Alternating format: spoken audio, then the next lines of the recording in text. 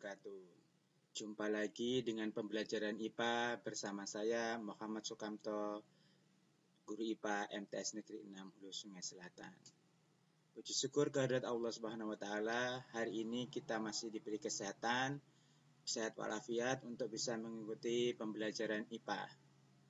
Minggu yang lalu kita telah menyelesaikan pembelajaran objek IPA, yaitu mengenai pengamatan, inferensi, dan komunikasi. Nah, dalam proses kalian mengamati kemarin contohnya adalah selembar kertas. Nah, tentu kalian masih ingat. Jadi apa yang bisa dilakukan kemarin? Ya, oke, pintar. Ternyata kalian masih ingat, ya kan? Yang bisa diamati dari selembar kertas selain fisiknya yang berwarna putih, bentuknya persegi panjang, ternyata yang bisa dilakukan yaitu mengukur panjang dan lebarnya. Nah, oke. Sekarang kita membahas dari hasil pengukuran kalian terhadap kertas tadi untuk membicarakan besaran pokok dan besaran turunan. Oke, jadi kita masih melanjutkan pembelajaran kemarin, yaitu terutama mengenai kita konsep pengukuran besaran pokok dan besaran turunan. Kita lanjutkan dari pengamatan hasil pengukuran kalian kemarin, kan? Ya, ini saya tampilkan salah satu contoh dari hasil pengamatan kalian. Ini contohnya, nama bendanya adalah kertas. Dari kertas ini selain fisiknya yang berwarna putih tadi, apa yang bisa diukur? Nah, ternyata yang bisa diukur adalah panjang, lebar. Dari pengukuran panjang dan lebar, menurut matematika, kita juga bisa mengukur luasnya, di mana luas kertas yang berbentuk persegi panjang adalah panjang kali lebar. Nah, itu adalah hasil pengukuran, termasuk luas tadi. Selama kalian melakukan kegiatan pengukuran, misalnya ada teman kalian yang mengukur waktu, berapa lama sih kita melakukan pengukuran terhadap panjang itu? Nah, menggunakan stopwatch. Oke. Jadi, sekali lagi, dari selembar kertas yang bisa kita lakukan pengukuran itu yaitu panjang, lebar, luas, dan waktu selama pengukuran. Nah, alat ukurnya apa? Kemarin sudah kita diskusikan, jadi kita bisa menggunakan alat apapun. Contoh yang sederhana untuk mengukur panjang yaitu dengan tangan.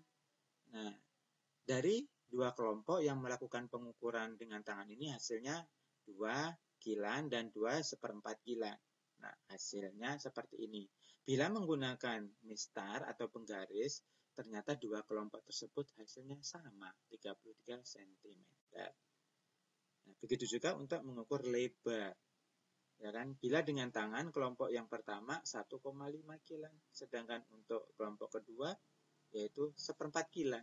Nah, hasilnya juga berbeda. Bila menggunakan mistar, hasilnya 21,7 cm dan 21,5 cm. Nah, secara nilai ini sedikit berbeda, tapi berbedanya tidak terlalu jauh karena masih sekitar 21 cm, ya kan? Seperti itu. Nah, dari pengukuran panjang dan lebar ini kita bisa mengukur luasnya. Misalnya tadi panjang, misalnya luas kertas tadi kan persegi panjang. Bila menggunakan tangan, maka panjang kali lebar berarti 2 kilan dikalikan 1,5 kilan. Berarti hasilnya 3 kilan kuadrat atau 3 kilan persegi. Nah, seperti itu. Nah, waktu yang digunakan untuk melakukan pengukuran tadi karena menggunakan stopwatch ternyata hasilnya 5 detik atau 5 sekon istilahnya dalam IPA. Nah, kita kembali lagi tadi, dari kertas tadi ternyata banyak yang bisa diukur ya, yaitu panjang, lebar tadi, luas. Kalau bisa misalnya kalian bisa berimajinasi sedikit lagi, kertas kan bisa kita ukur masanya pakai neraca, kira-kira berapa. Nah, jadi selain panjang, lebar, luas, massa juga bisa diukur dari kertas. Kemudian waktu melakukan pengukuran, nah seperti itu.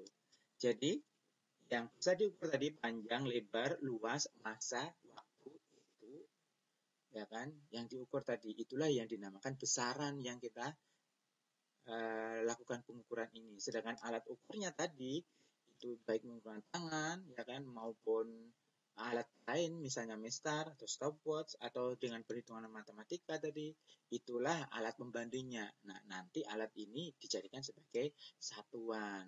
Nah, seperti itu. Jadi inilah konsep dari pengukuran besaran pokok dan satuan tadi. Jadi konsep penting yang harus kalian ingat, saya ulangi lagi. Jadi pengukuran itu apa? Kan suatu kegiatan kalian membandingkan sesuatu dengan sesuatu yang lain.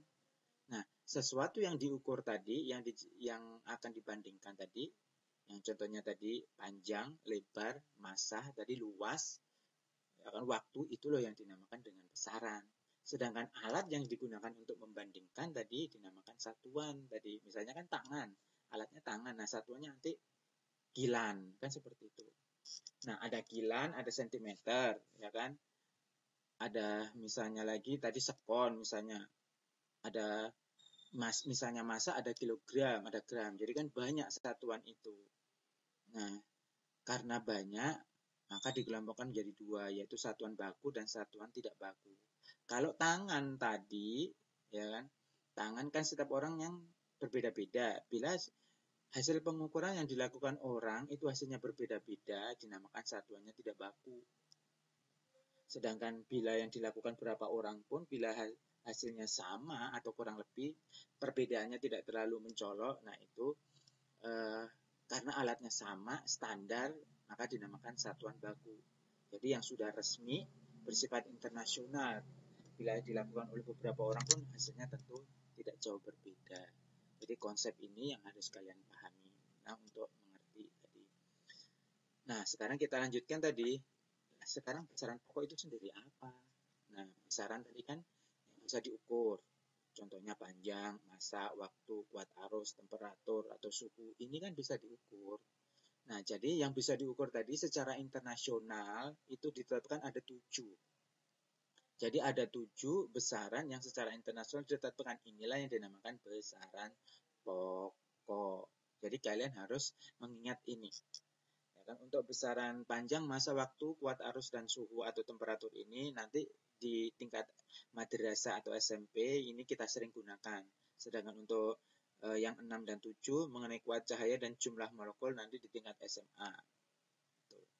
Oke. Nah, sekarang simbol-simbolnya juga kita pelajari. Simbol besarannya panjang itu biasanya L. Biasanya simbol besaran itu huruf italik atau miring ya menuliskannya.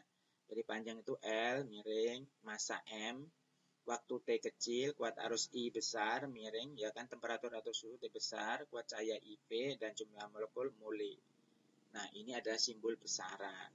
Sedangkan satuannya, panjang itu secara internasional adalah meter, simbolnya M, tegak, seperti ini.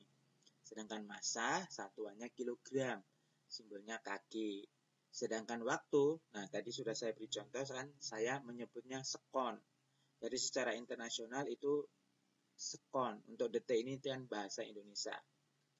Nah, jadi kilogram meter itu sama kita. Secara internasional, baik bahasa Indonesia, internasional sama. Jadi kita sudah nggak bingung. Nah, waktu ini secara internasional menyambatnya atau menyebutnya adalah sekon. Simbolnya S. Jadi bukan D ya, karena D adalah bahasa Indonesia. Sedangkan kuat arus, ampere. Simbolnya A besar. Suhu atau temperatur, satuannya adalah Kelvin. Diingat, secara internasional kita Kelvin. Kalau negara kita Indonesia, kan mengukur suhunya bukan pakai Kelvin, tapi Celsius, simbolnya C, ya kan? Karena kita tadi sudah secara internasional pakai Kelvin, simbolnya K besar. Sedangkan kuat cahaya, satuannya adalah kandela, simbolnya CD. Sedangkan jumlah molekul, itu satuannya mol, simbol satuannya nanti N. Jadi diingat ada 7 ini yang harus kalian ya setidaknya dihafal. Nah, karena apa? Selain dari yang 7 ini, ya kan, itu nanti dinamakan besaran turunan. Yaitu besaran yang satuannya diturunkan dari satuan satu atau lebih besaran pokok. Contohnya tadi kan kita sudah mengukur luas. Luas itu kan panjang kali lebar. Lebar itu kan juga sebenarnya besaran panjang, posisinya aja yang lebih pendek dikatakan lebar. Kalau misalnya berdiri tentu namanya adalah tinggi. Oke, jadi itu perubahan posisi saja. Jadi, luas itu diturunkan dari panjang dan panjang, maka satuannya adalah meter pangkat 2 atau meter persegi, kita sering menyebutnya. Sedangkan volume secara rumus matematika adalah panjang kali lebar kali tinggi. Nah, seperti yang saya sebut tadi bahwa tinggi itu adalah posisinya saja berdiri, disebut tinggi. Seandainya kita tanam atau di bawah permukaan air laut kan menyebutnya adalah kedalaman. Jadi semuanya itu tetap mengukur besaran panjang. Jadi panjang, lebar, tinggi, dalam itu berasal dari panjang. Jadi kalau volume maka satuannya adalah meter pangkat 3 atau meter kubik. Nah, seperti itu. Contoh lagi besaran turunan, massa jenis.